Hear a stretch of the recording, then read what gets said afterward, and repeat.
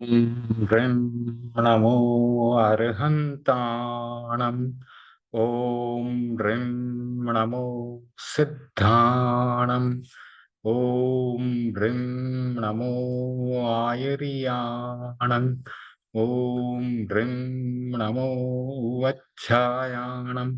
ॐ ह्रीं नमो लूयी सब्बसाहूणम्। ॐ ह्रीं नमो अर्हन्ताणम्। ॐ ह्रीं नमो सिद्धाणम्। ॐ ह्रीं नमो आयर्याणम्। ॐ ह्रीं नमो वच्छायाणम्। ॐ ह्रीं नमो लोये सब्बसाहूणम्। ॐ ह्रीं नमो अर्हन्ताणम्। ॐ ह्रीं नमो सिद्धाणम्। ॐ ह्रीं नमो आयर्याणम्। ॐ ह्रीं नमो वज्झायाणम्। ॐ ह्रीं नमो लोये सब्बसाहूणम्। ॐ ह्रीं नमो अर्हन्ताणम्। ॐ ह्रीं नमो सिद्धाणम्। ॐ ह्रीं नमो आयर्याणम्। ॐ ह्रीं नमो वज्झायाणम्। ॐ ह्रीं नमो लोये सब्बसाहूणम्। एषो पञ्चणमुक्कारो सर्वपावपणासनो मंगलाणं च सव्वेशं परमं हवै मंगलम। परमं हवै मंगलम। परम पूज्य गुरुदेव के चरणों में शत शत वंदन। जुड़े हुए साधनारत धर्म प्रेमी श्रावक श्राविकाओं, हमने 6 श्लोक भक्तामर के कंप्लीट किए और कल्याण मंदिर स्तोत्र का 6ठा श्लोक चल रहा था, जिसमें कि हमने 3 रत्नों के बारे में बात की थी, सम्यक दर्शन, सम्यक ज्ञान और सम्यक चरित्र। और सिकंदर की कहानी चल रही थी, उसको अंग्रेजी में अलेक्जेंडर द ग्रेट भी कहते हैं।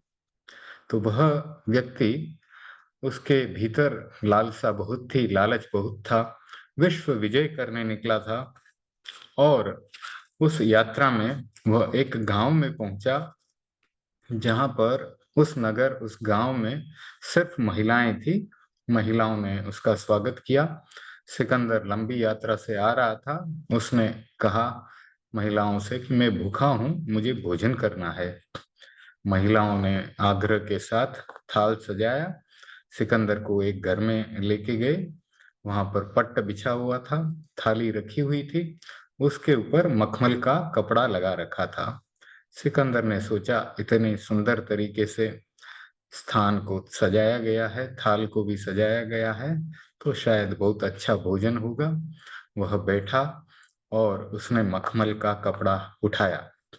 वह देखकर स्तब्ध रह गया कि थाली में भोजन नहीं था। थाली में हीरे, पन्ने, माणक, मोती थे, रोटी नहीं थी। सिकंदर ने कहा, बहनों, यह क्या मजाक है? मुझे तो भूख लग रही है और आपने ये क्या रखा है? तो मुझे तो रोटी चाहिए, शाक चाहिए, और तुमने इस थाली के अंदर हीरे, मोती, माणक आदि सजाकर रखे हुए हैं, तो इनसे क्या पेट भरा जा सकता है? पेट तो रोटी और साग से भरा जाएगा। महिलाओं ने जवाब दिया, राजन, आपको तो धन चाहिए, रोटी कहाँ चाहिए? आप धन संपत्ति के लिए ही तो इतने बड़े युद्ध लड़ रहे हैं, लोगों को मार रहे हैं। रोटी तो आपको आपके गांव में भी मिल जाती थी। उसके लिए इतने लोगों को मारने की क्या जरूरत थी? इतना बड़ा नरसंहार करने की क्या जरूरत थी? सिकंदर यह सुनकर अवाक रह गया। इस मर्म वेदी वाक्य ने उसके दिल को बदल दिया। उसने यात्रा बंद की और अपने देश चला गया। संस्कृत साहित्य में भी 3 प्रकार के रत्नों की चर्चा मिलती है। पृथिव्याम त्रीणि रत्नानि, जलम अन्नम सुभाषितम, मूढ़े पाषाण खंडेषु रत्न संज्ञा विधीयते। तो संस्कृत साहित्य में सुभाषितम करके बहुत अच्छे श्लोकों की रचना की गई है। उसमें से एक ये है, पृथिव्याम त्रीणि रत्नानि, इस पृथ्वी में 3 प्रकार के रत्न हैं। जलम अन्नम सुभाषितम, जल, अन्न और सुभाषित यानी सुंदर वाक्य, सुंदर उपदेश। तो जल एक रत्न है क्योंकि जल के बिना व्यक्ति ज्यादा दिन जीवित नहीं रह सकता। अन्न भी एक रत्न है क्योंकि अन्न के बिना भी व्यक्ति ज्यादा दिन जीवित नहीं रह सकता। और तीसरा है सुभाषितम, सुंदर वाक्य, सुंदर उपदेश, जो कि जीवन का निर्माण करते हैं। ऐसे सुंदर उपदेश, इन तीनों को रत्न बताया गया। आगे की लाइन में क्या लिखा है, मूढ़े पाषाण खंडेषु रत्न संज्ञा विधीयते, यानी जो मूढ़ व्यक्ति होते हैं, पाषाण खंडेषु यानी जो पृथ्वी के टुकड़े हैं, पत्थरों के टुकड़े हैं, उन्हें क्या कहते हैं, रत्न कहते हैं। रत्न संज्ञा विधीयते, रत्न संज्ञा यानी रत्न का नाम, विधीयते यानी रत्नों का नाम देते हैं उनको। किनको, पाषाण खंडों को, जो कि पत्थर के टुकड़े हैं, उनको रत्नों की संज्ञा देते हैं। और हमारे जैन धर्म में आचार्य उमास्वाति जी ने क्या कहा है तत्वार्थ सूत्र में, उन्होंने भी संस्कृत में एक श्लोक दिया है, सम्यक दर्शन ज्ञान चरित्राणि मोक्ष मार्ग। तो जैन दर्शन में 3 रत्न क्या हैं, सम्यक दर्शन, सम्यक ज्ञान और सम्यक चारित्र। आगे पढ़ते हैं। तो हमारी दुनिया में 3 रत्न बताए गए हैं, जल, अन्न और सुभाषित। हीरे पन्ने ये सब मणि हैं, रत्न नहीं हैं।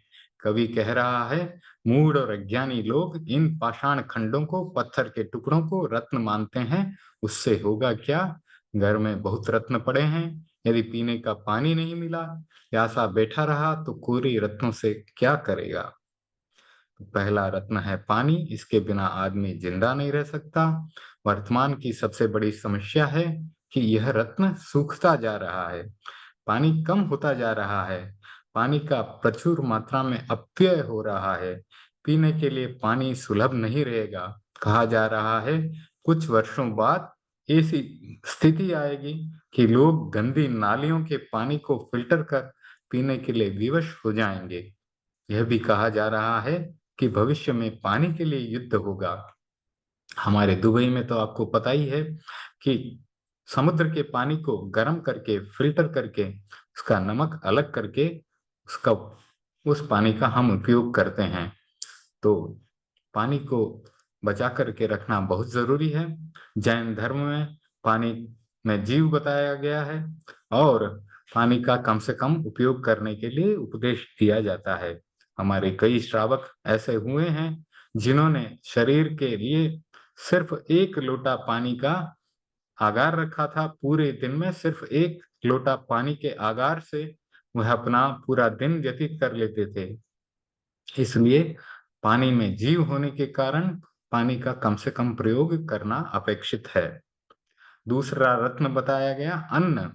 जीवन निर्वाह के लिए अन्न की आवश्यकता है, किंतु पानी से इसका मूल्य कम है। अन्न खाए बिना आदमी 2-4 महीने भी रह जाता है। तपस्या करने वाले निराहार रहते हैं, पर पानी के बिना बहुत दिन नहीं रहा जा सकता। बिन पानी सब सून, पानी के बिना बहुत कठिनाई होती है। पानी के अभाव में कुछ दिन भले ही रह जाएं, पर ज्यादा दिन नहीं रह सकते। कहते हैं कि 24 तपस्या जो की जाती है, वो 23-24 दिन ज्यादा, उससे ज्यादा करना मुश्किल हो जाता है। भगवान महावीर की तो सारी तपस्याएं आपको पता है 24 थी। उन्होंने तो 6 मासी तक भी तप जो विहार किए थे, लेकिन आज शरीर का सहनन उतना मजबूत नहीं है। इस कारण इस पंचम आर्य में, इस समय में, अभी के काल में ज्यादा से ज्यादा 23-24 दिन के ऊपर निकालना पानी के बिना बहुत ही मुश्किल है। आहार के बिना तो 4 महीने भी तपस्या हो जाती है, चौमासी 6 मासी तप भी हो जाते हैं। ऐसा मैंने सुना है कि साल भर का भी तप आज के आगार पर किया गया था।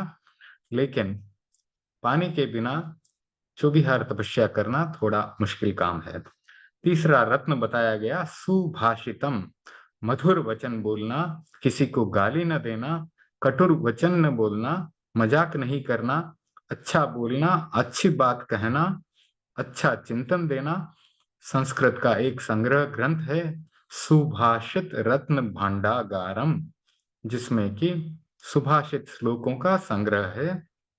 आचार्य श्री महाप्रज्ञ जी लिख रहे हैं, मैंने भी बाल मुनि की अवस्था में संस्कृत के 1000 से ज्यादा श्लोकों का संग्रह किया था। इस वर्ष लाडनू में हमने उस संग्रह को देखा, वह प्रकाशित नहीं है। व्यक्ति ऐसा सुभाषित अच्छा वचन कहता है कि सारी स्थिति को बदल देता है। संस्कृत साहित्य में, अन्य भाषाओं के साहित्य में और आगम साहित्य में एक एक वचन ऐसे हैं जो जीवन को बदल देते हैं। सुभाषित वचन वह रत्न है जो समस्या को सुलझा देता है। जल, अन्न और सुभाषित ये लौकिक रत्न हैं।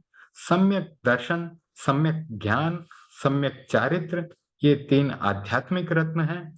इनका नाम है रत्नत्रयी।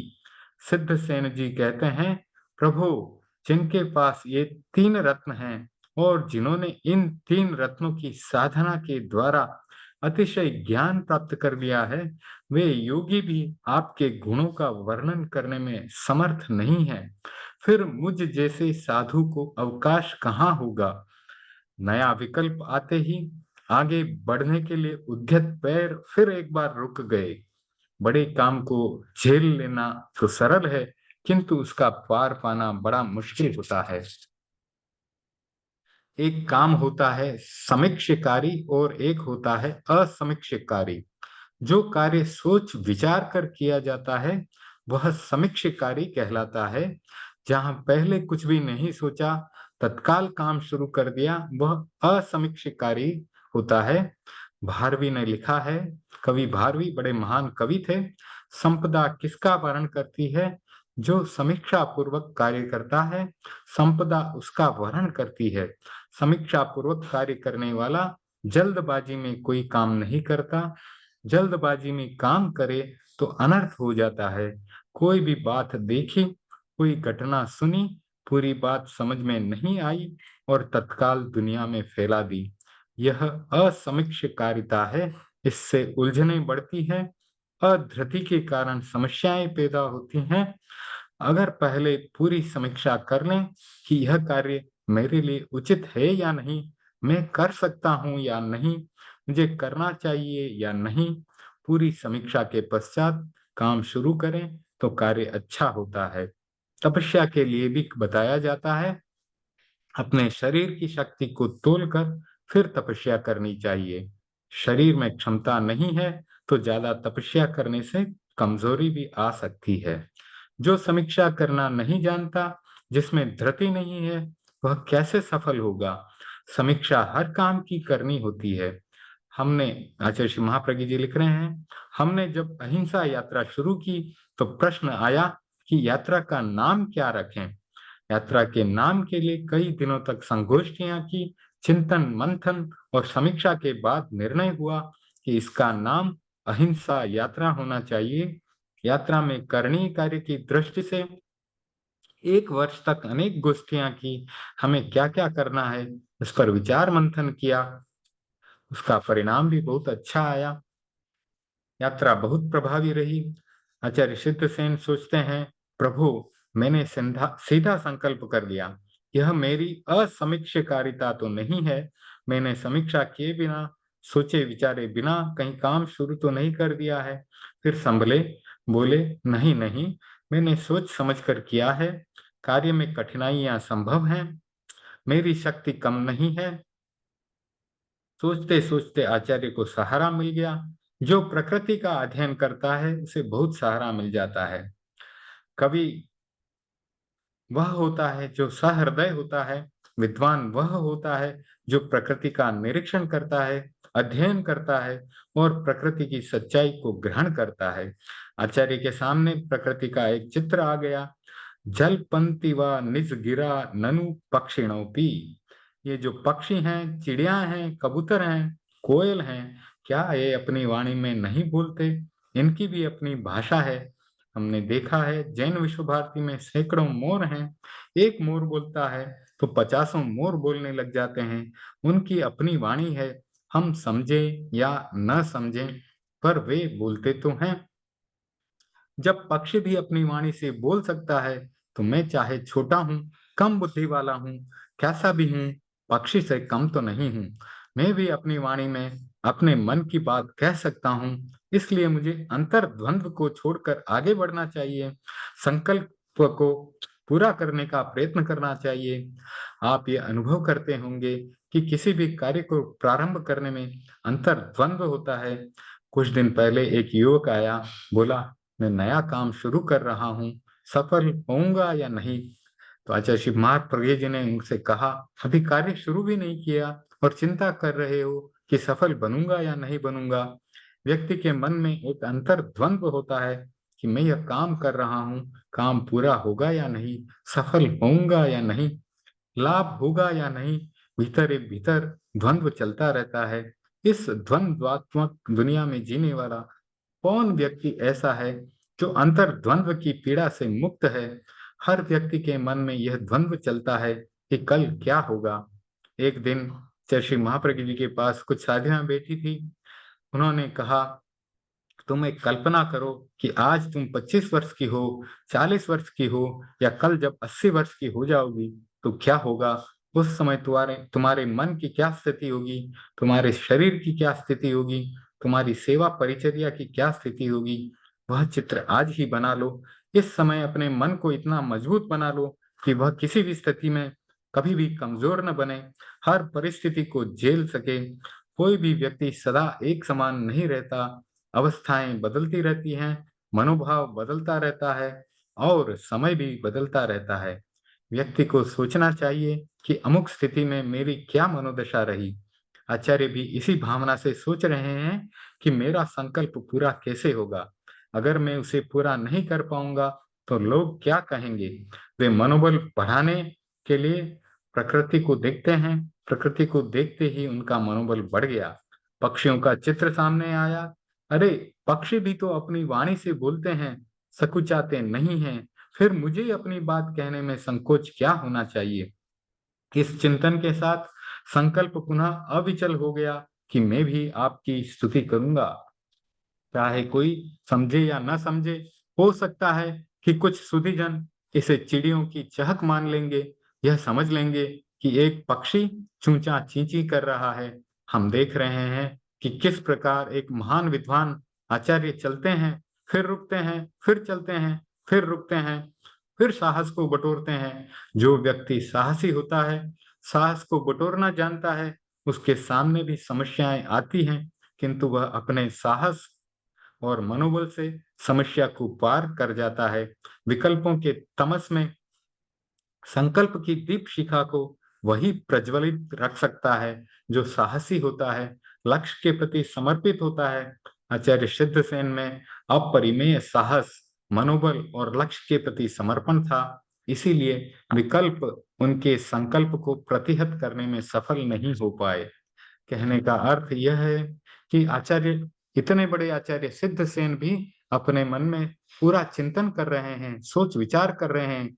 सोचते सोचते उनके पैर रुकते हैं, थमते हैं, लेकिन उनके भीतर मनोबल मजबूत है, उनका साहस मजबूत है, और इतना अधिक साहस है कि वह किसी भी रुकावट से, किसी भी प्रकार के चिंतन से, मन की कमजोरी से नहीं रुकते हैं, आगे से आगे बढ़ते जाते हैं।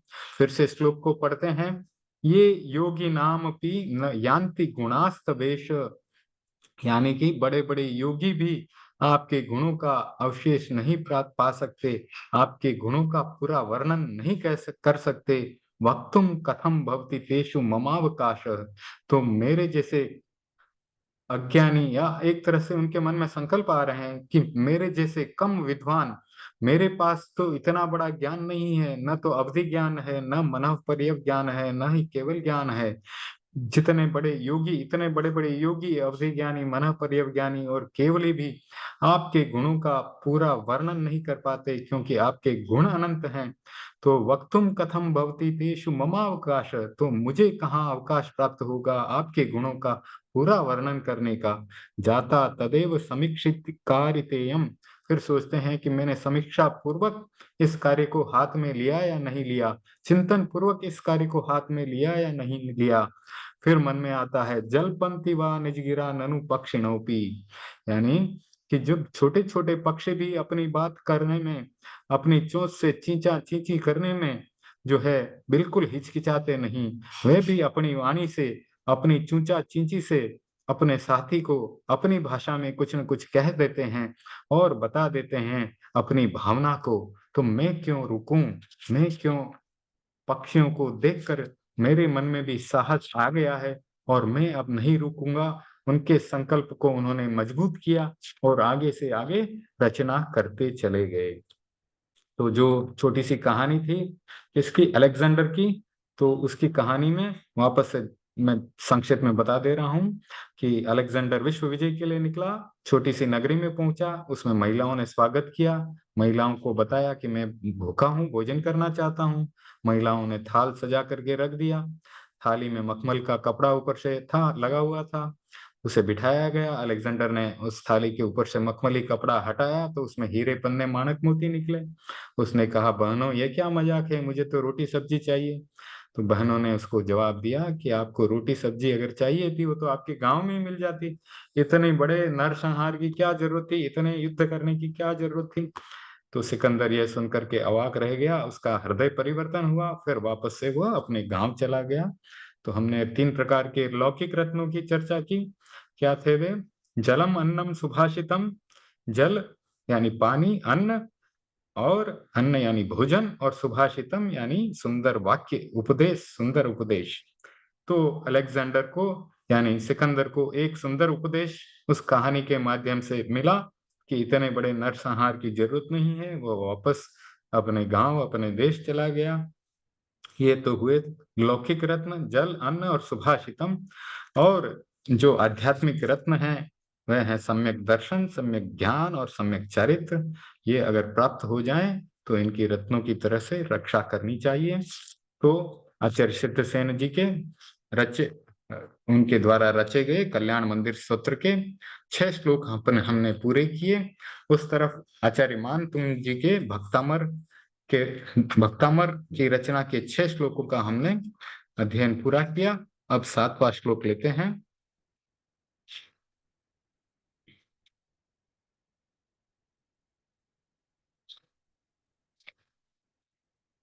7वें श्लोक के प्रारंभ में जो पाठ आ रहा है वह है स्तुति का मूल्य। आचार्य मानतुंग भगवान ऋषभ की स्तुति करना चाहते हैं और स्तुति करने से पूर्व वे स्तुति के महत्व को प्रकट करना चाहते हैं।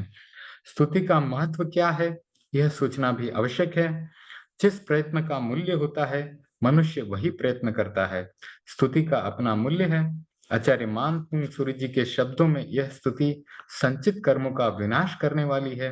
वह कहते हैं, हजारों हजारों भव से जो पाप संचित हैं वे आपकी स्तुति करने मात्र से ही समाप्त हो जाते हैं।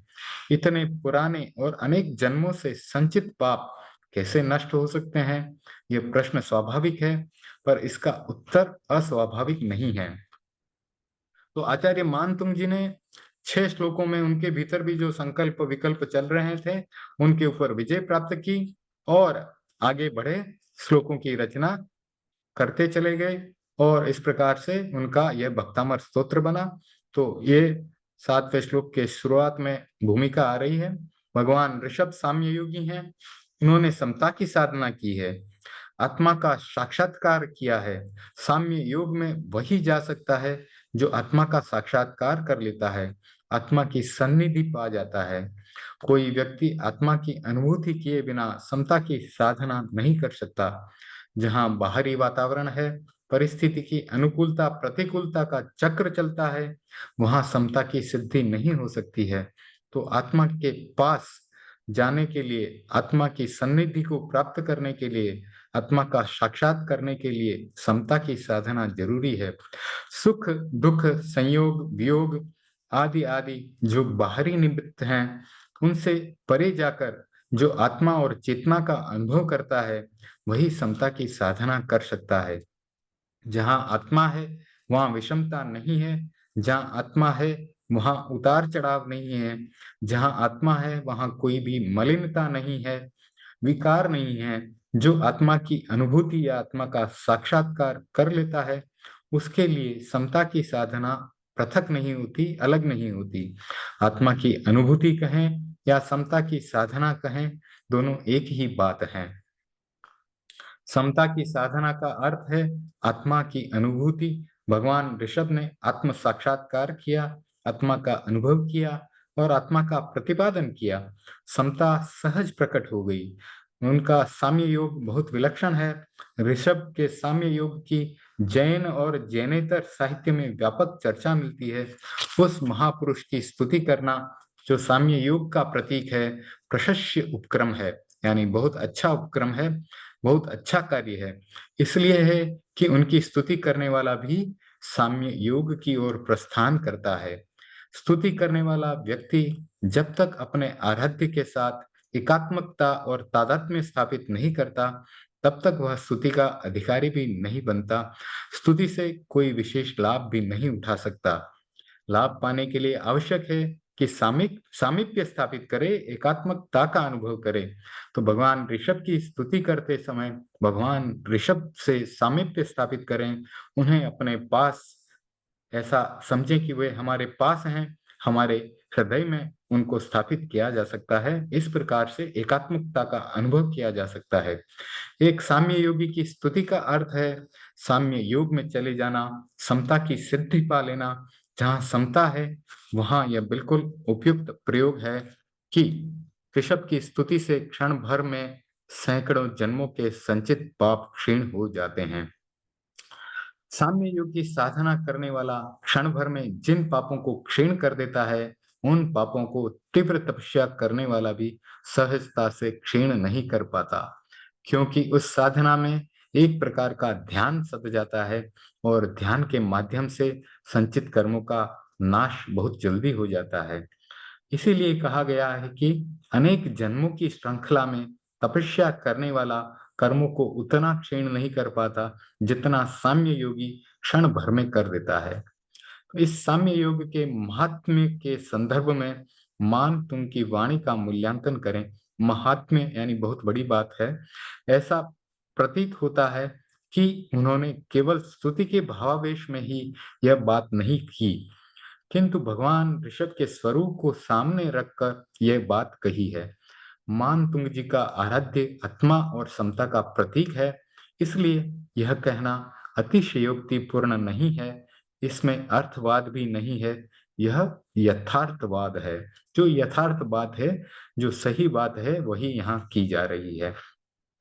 कहा जाता है ध्यान की साधना करने वाला 2.5 मिनट में जितने कर्मों को क्षीण करता है, तपस्या करने वाला लंबे समय में भी उन कर्मों को क्षीण नहीं कर पाता। ध्यान की साधना की निष्पत्ति है समता। जिस व्यक्ति के जीवन में ध्यान की साधना है, वहां समता का उदय होता है। उसकी निष्पत्ति पर पहुंच जाने वाला तो और अधिक कर्मों को क्षीण करता है। इसीलिए स्तुतिकार का यह कथन बहुत ही युक्ति युक्त और गंभीर चिंतन का परिणाम है। उन्होंने इस बात को जिस उदाहरण के द्वारा स्पष्ट किया है, वह बहुत ही महत्वपूर्ण है। अंधकार इतना व्यापक और इतना गहरा होता है कि पृथ्वी को जैसे अंधकार में डुबो देता है। कहीं कुछ पता नहीं चलता। सूर्य उगता है, अंधकार का पता ही नहीं लगता। जो अंधकार इतना गहरा था, इतना सघन था, वह एक सूर्य के आते ही विलीन हो गया। प्रश्न हो सकता है कि कहाँ इतना व्यापक अंधकार, कहाँ अकेला सूर्य। सूर्य का प्रकाश इतना तीव्र है, उसकी रश्मियां इतनी समर्थ हैं कि अंधकार बिल्कुल नष्ट हो जाता है। अंधकार भी कैसा, भंवरे जैसा काला नीला होता है, वैसा काला नीला अंधकार, जिसे न्याय शास्त्र की भाषा में कहा जा सकता है कि अंधकार इतना श्लिष्ट है कि मुट्ठी में पकड़ लें। इतना सघन कि सुई से उसे भेद सकें, इतना सघन और इतना गहरा अंधकार एक सूर्य के आगमन से नष्ट हो सकता है। तो फिर भगवान ऋषभ की साधना, आराधना और स्तुति करने वाले व्यक्ति के भीतर प्रकाश क्यों नहीं फूटेगा। उसके भीतर जो अंधकार रूपी पाप संचित हैं, वह चाहे कितने लंबे समय से हो, कितना ही गहरा और सघन कितना ही गहरा और सघन है, वह क्षण भर में नष्ट क्यों नहीं हो सकता। उपमा के द्वारा भी आचार्य ने अपनी बात को बहुत स्पष्ट किया है। आचार्य जब कवि अपनी रचना करते हैं तो उदाहरण के माध्यम से अपनी बात को रखते हैं, क्योंकि उदाहरण प्रकृति के आधार पर दिया जाता है और वह उदाहरण हमारे सामने होता है। हम भी उसी उदाहरण को देखते हैं, कवि भी उसी उदाहरण को देखते हैं। जब उदाहरण के माध्यम से वे अपनी बात हमें समझाते हैं तो वह हमारी समझ में जल्दी आ जाती है। यह इतनी सटीक उपमा है कि इसमें संदेह को कोई स्थान नहीं है। मानतुंग जी का यह महत्वपूर्ण कथन इस श्लोक में जीवंत बना हुआ है। मानतुंग जी क्या कह रहे हैं? त्वद संस्तवेन भव संतति सन्निबद्धम पापम क्षणात् क्षयम उपेति शरीर भाजाम आक्रांत लोक मलि नीलम शेषमाशु सूर्यांशु भिन्नमीव शार्वरम अंधकारम। अब एक एक लाइन को लेते हैं।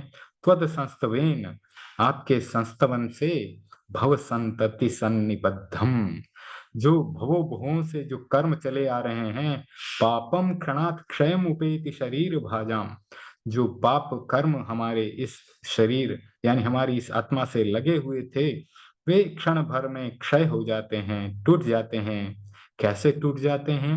आक्रांत लोक मलि नीलम शेषमाशु, जो पूरा लोक जो है, ये संसार है, वह अंधकार, कितने गहरे नील वर्ण के, काले वर्ण के अंधकार से आक्रांत है पूरा संसार।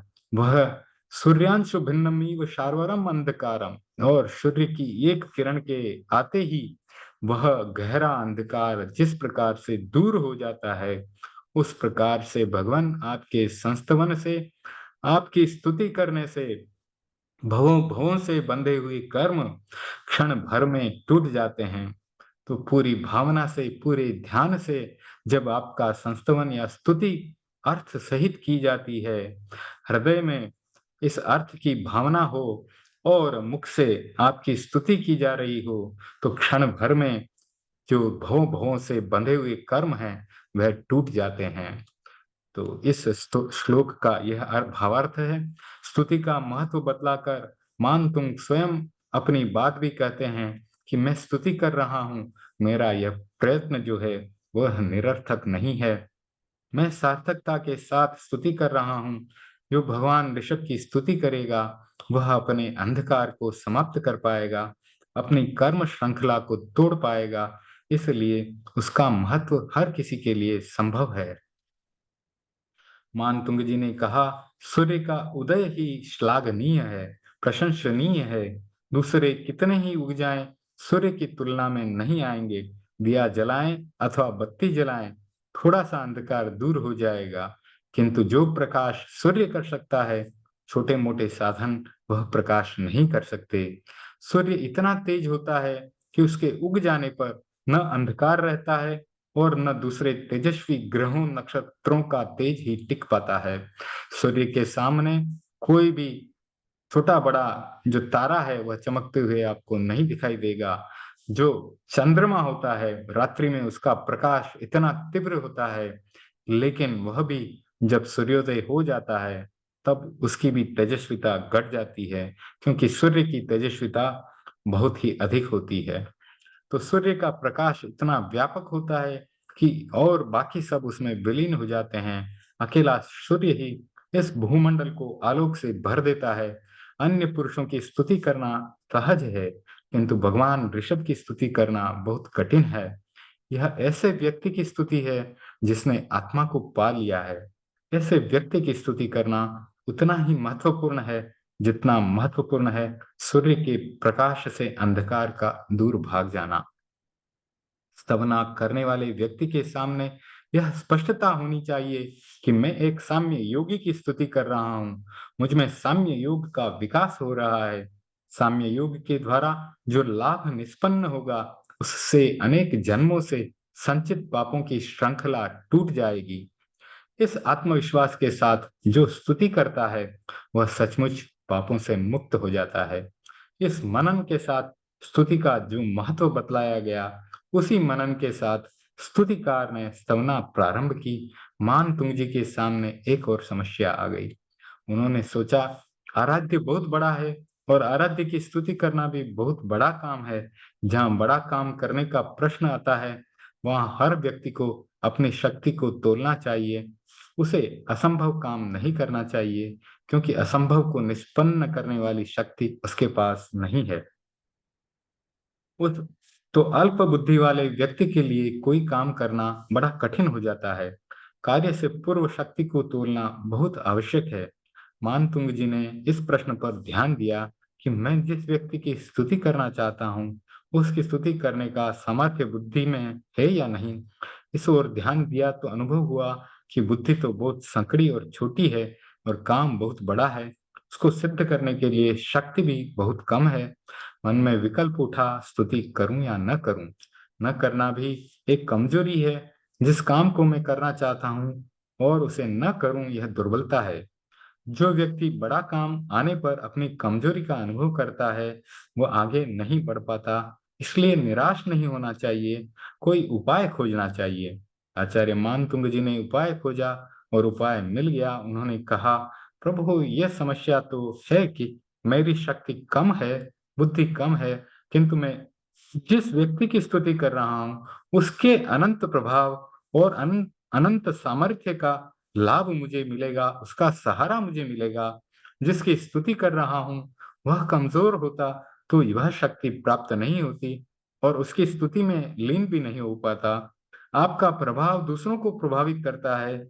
मुझे अब विश्वास हो गया है कि काम बड़ा है, बुद्धि कम है, किंतु मेरे लिए यह चिंता का विषय नहीं है, क्योंकि मेरे पीछे भगवान ऋषभ के प्रभाव का आभा आभा मंडल बना हुआ है। इसलिए मेरा काम पूरा हो जाएगा। मेरा यह विकल्प जो था, वो समाहित हो गया। स्तुति क्रम को आगे बढ़ाते हुए उससे पूर्व ही दूसरा विकल्प उभर आया। स्तुति क्रम आगे बढ़ा रहे थे कि तभी दूसरा विकल्प आ गया। मैं जो स्तुति कर रहा हूँ, मेरी स्तुति वो मान्य होगी या नहीं, मुझे लोग इतना सम्मान करेंगे या नहीं, मेरी स्तुति दूसरों के चित्त का हरण करेगी या नहीं।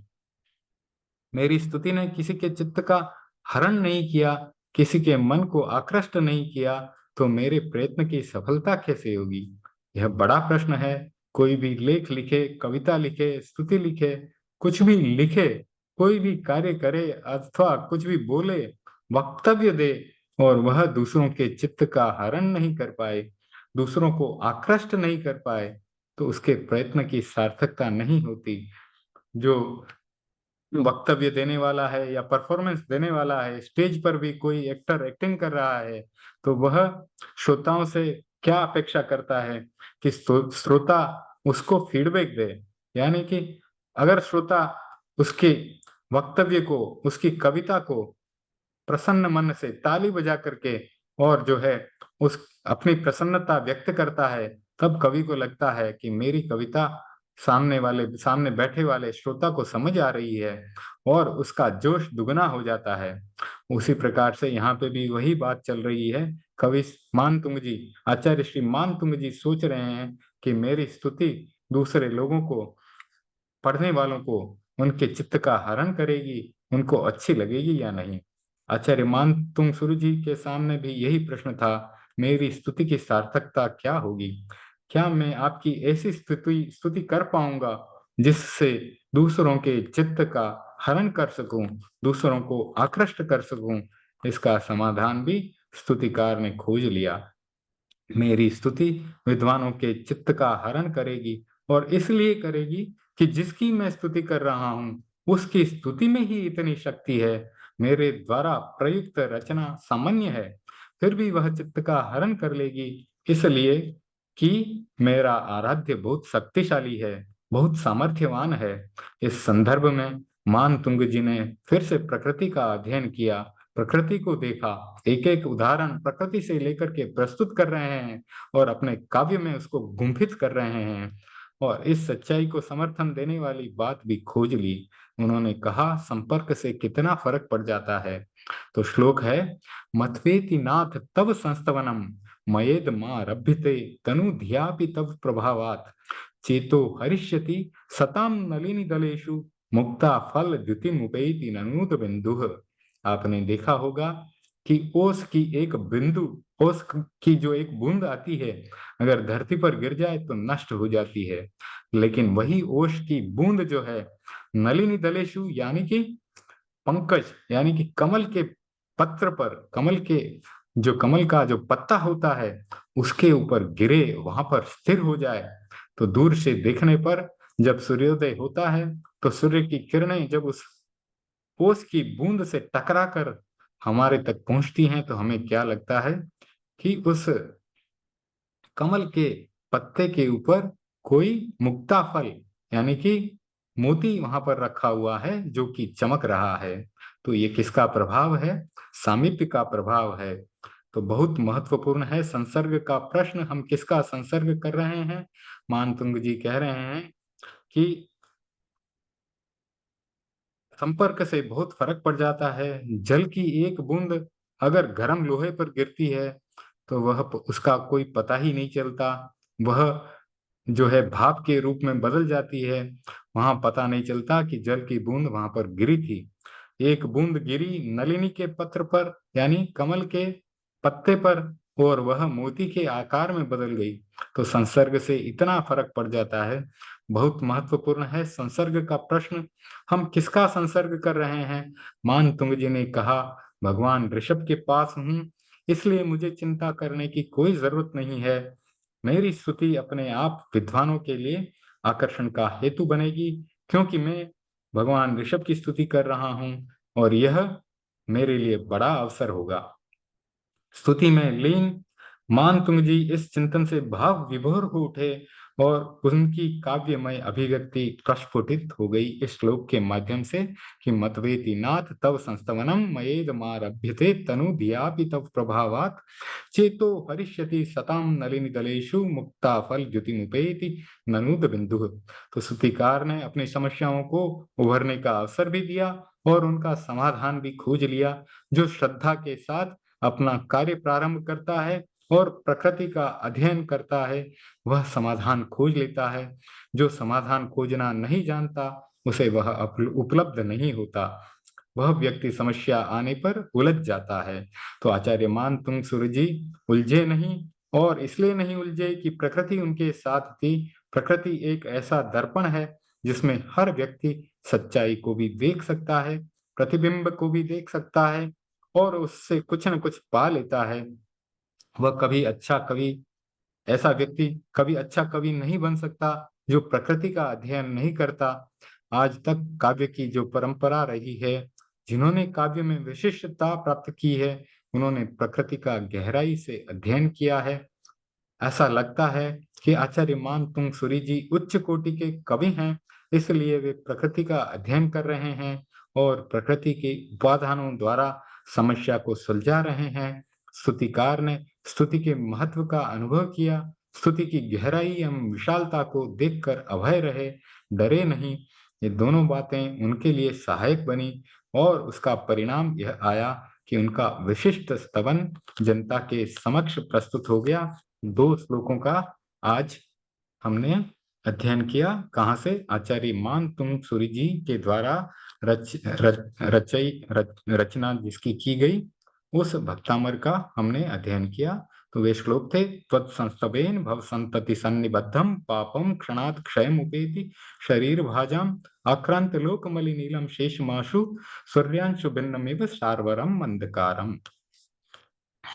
इसके द्वारा हमने समझा कि हमारे पाप क्षण भर में जो है क्षय हो सकते हैं अगर हम पूरी श्रद्धा के साथ भक्तामर का पाठ करें। और ये 7वां श्लोक था और 8वां श्लोक था, मत्वेति नाथ तव संस्तवनम मयेद मारभ्यते तनुध्यापि तव प्रभावात् चेतो हरिष्यति सताम नलिनी दलेषु मुक्ता फल द्युतिमुपेति ननूद बिंदु। इसमें हमने संपर्क का प्रभाव देखा कि जिस प्रकार से जो ओस की बूंद थी उसको कमल के पत्ते का संपर्क मिला, संसर्ग मिला और वह मोती की तरह बन गई। और उसी प्रकार से भगवान ऋषभ के संसर्ग से, भगवान ऋषभ की स्तुति से हमारे जो पाप हैं क्षण भर में क्षय हो सकते हैं। इस प्रकार से इन 2 श्लोकों का अध्ययन समाप्त हुआ। अब फिर से कल्याण मंदिर स्तोत्र के 7वें श्लोक पर आ रहे हैं और उस पाठ का नाम है महत्व नाम जप का। तो जाप करने का महत्व क्या है, उसके बारे में इस श्लोक में आचार्य श्री सिद्धसेन जी बता रहे हैं। इसको थोड़ा सा ले लेते हैं, कुछ समय बाकी है। आस्ताम चिंत्य महिमा जिन संस्तवस्ते नामापि पाति भवतो भवतो जगन्ति तीव्रात पोपहत पंथ जनान निधागे प्रीणाति पद्म सरस सरसो नीलोपी। तो पाठ शुरू करते हैं। अंतर्द्वंद जो है कभी व्यर्थ नहीं जाता, उसमें मंथन होता है, नवनीत निकलता है। आचार्य श्री सिद्धसेन जी ने आत्म मंथन किया और हर समस्या का समाधान उन्होंने निकाला और मंथन करते करते उपाय को खोज लिया। हर समझदार व्यक्ति रास्ता खोजना जानता है, रास्ता बनाना जानता है। जहाँ कोई समस्या आती है समाधान खोज लेता है, पथ प्रशस्त हो जाता है। जिसमें जितनी प्रतिभा होती है वह उतना ही रास्ता खोज लेता है। आचार्य सिद्धसेन प्रखर प्रतिभा संपन्न साधक मुनि थे। उन्होंने उलझन को मिटाने का रास्ता खोज लिया। सिद्धसेन जी बोले, मैं विकल्पों में क्यों उलझ गया, मुझे उलझने की जरूरत ही नहीं है। आचार्य मानतुंग जी ने भक्तामर स्तोत्र में लिखा, आपका स्तवन तो दूर, आपकी कथा ही लोगों के दुखों को नष्ट करने वाली है। तो ये श्लोक अब आगे आने वाला है। जब आचार्य श्रीमान तुंग जी का भक्तामर का पाठ करेंगे तो आस्ताम तव स्तवनमस्त समस्त दोषम त्वत्संकता त्वत्संकथापि जगताम दुरितानि हन्ति। यानी आपके स्तवन मात्र से सभी दोष जो हैं दूर हो जाते हैं। आपकी कथा मात्र से भी जगत में जितने भी दोष हैं वह समाप्त हो जाते हैं। तो आचार्य सिद्धसेन जी भी इसी भाषा में अपनी भावना को व्यक्त कर रहे हैं। आपका अचिंत्य महिमा वाला स्तवन तो दूर, आपका नाम ही प्राणियों की रक्षा करने वाला है। तो स्तुति की बात तो दूर रही, आपकी कथा करना, आपका नाम लेना भी हमारे कष्टों को दूर कर सकता है, हमारे पापों का क्षय कर सकता है। तो आपकी अचिंत्य महिमा वाला स्तवन तो दूर, आपके नाम लेने मात्र से ही प्राणियों की रक्षा हो जाती है। आस्ताम चिंत्य महिमा जिन संस्तवस्ते नामापि पाति भवतो भवतो जगन्ति। यानी कि आपकी अचिंत महिमा वाला स्तवन तो दूर रहा, आपके नाम लेने मात्र से ही भव भव के जो कष्ट हैं वो दूर हो सकते हैं। संस्कृत का प्रसिद्ध सूक्त है, अचिंत्यो ही मणि मंत्रौषधि नाम प्रभावः। यानी मणि और मंत्र और औषधि, इन चीजों का प्रभाव जो है वो अचिंत्य होता है। यानी अचिंत्य का मतलब है जो हम सोच नहीं सकते, इतना अधिक उसका प्रभाव होता है। मणि मंत्र और औषधि का प्रभाव अचिंत्य होता है। यह इस लाइन का अर्थ है, अचिंत्यो ही मणि मंत्रौषधि नाम प्रभावः। जो मणि है, हीरा है, पन्ना है आदि हैं, उनका प्रभाव भी अचिंत्य होता है। वे केवल बीमारी को ही नहीं मिटाते अपितु व्यक्तित्व को भी बदल देते हैं। मंत्र के द्वारा जटिल लगने वाली स्थिति सरल हो जाती है, यह एक अनुभूत तथ्य है। मंत्र के द्वारा बहुत सारी समस्याएं भी सुलझ जाती हैं। औषधि का प्रभाव भी अचिंत्य होता है। औषधि जटिल व्याधि को भी मिटा देती है, बीमारी को मिटा देती है। आदमी सोच नहीं सकता वह काम उससे हो जाता है। सिद्धसेन जी कह रहे हैं, प्रभु आपके स्तवन की महिमा के बारे में कुछ कहा नहीं जा सकता, वहां तक चिंतन पहुंचता भी नहीं है। इतना अचिंत्य है आपका स्तवन। आस्ताम, बस मैं अवकाश ले रहा हूं, अब मैं आपका स्तवन नहीं करूंगा। पहले तो स्तुति करने का संकल्प किया, अनेक विकल्पों में उलझ गए, फिर कहा आस्ताम, यह स्तवन की बात छोड़ देता हूं। क्या यह निराशा का स्वर है? इसमें निराशा नहीं है, और इसलिए नहीं है कि एक नया सरल रास्ता उनको मिल गया। कभी कभी रास्ता जटिल होता है तो कुछ असहजता का अनुभव होता है, सरल रास्ता मिल जाता है तो आनंद आता है।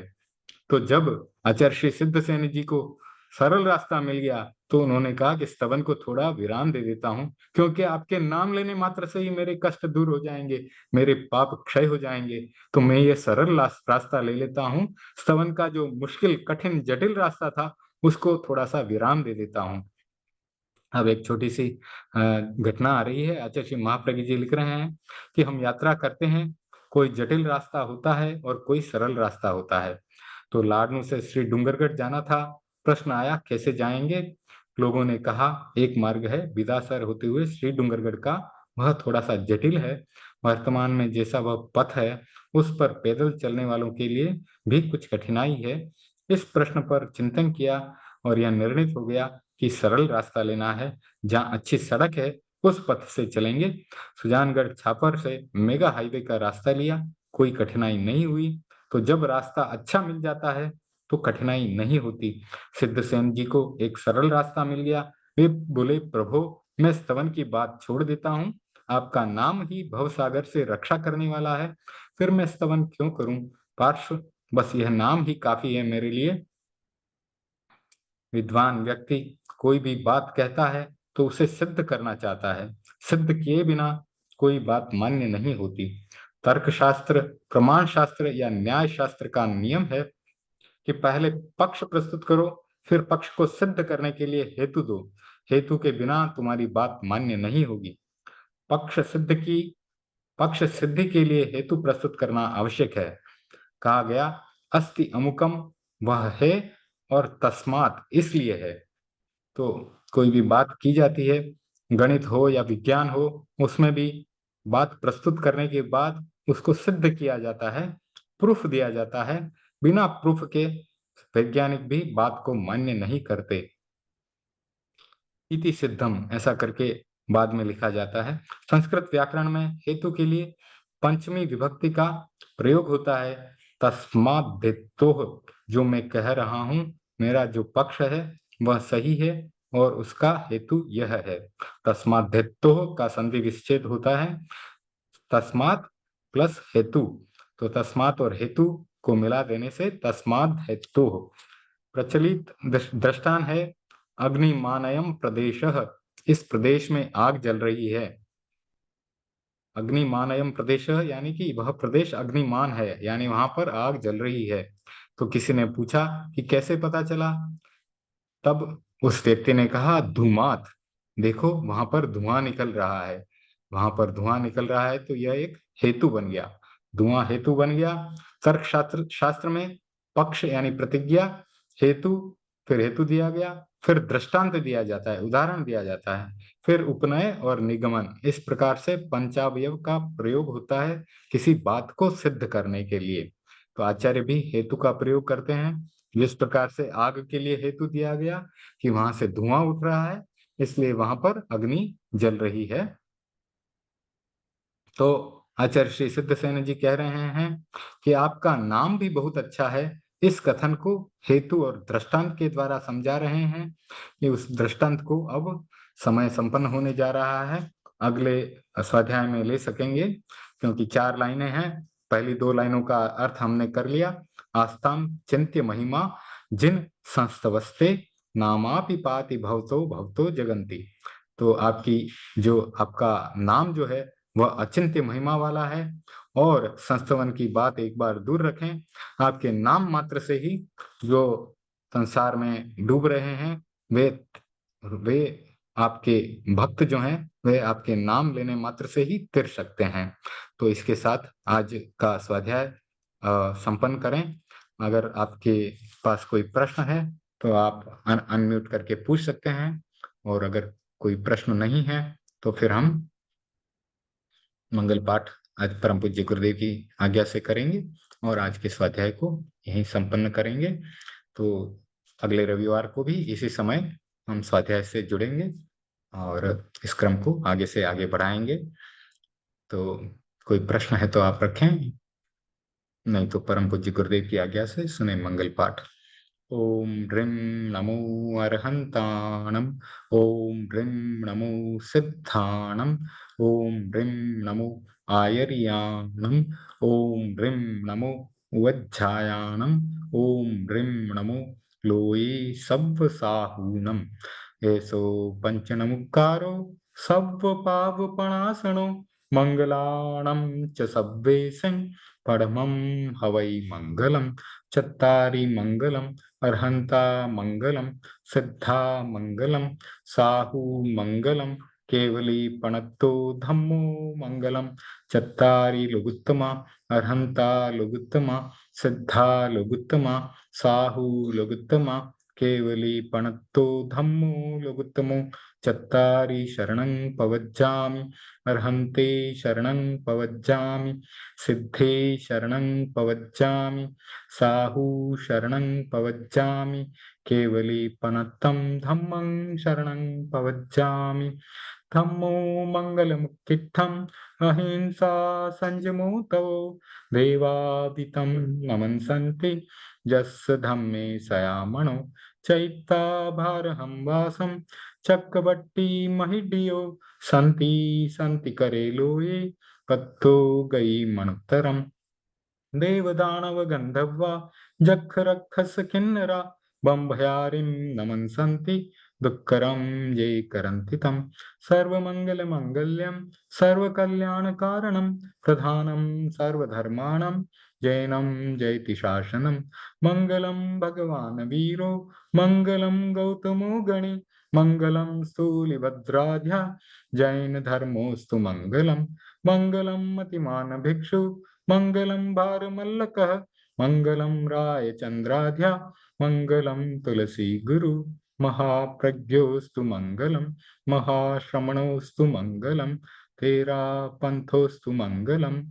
विघ्न हरण मंगल करण, स्वाम भिक्षुनो नाम, गुण ओळख सुमरण किया, सरे अचिंत्या काम।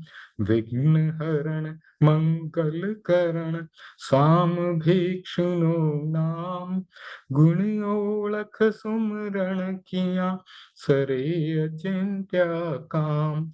विघ्न हरण मंगल करण, स्वाम भिक्षुनो नाम, गुण ओळख सुमिरण किया, सरे अचिंत्या काम, सरे अचिंत्या काम, सरे अचिंत्या काम। अंगूठे अमृत बसे लब्धि तना भंडार, गुरु गौतम ने सुमरिए मन वांछित फल दातार, मन वांछित फल दातार। ओम अरहम। जय जिनेन्द्र। मीटिंग को समाप्त करते हैं। धन्यवाद जुड़ने के लिए।